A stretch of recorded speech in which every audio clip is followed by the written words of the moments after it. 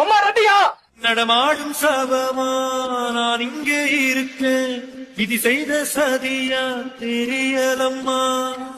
கடத்துக்கும் அலையும் கடலில் தான் சேரும், அது போல என்னையும் சேர்த்துக்கம்மா.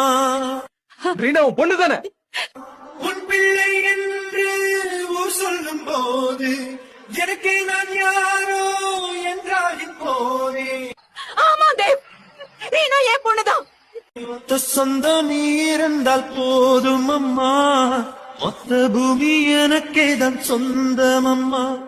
நான் உன்னை கெஞ்சி கேட்டுக்கிறேன் ரீனா, நீ இங்க இருந்து போயிடு.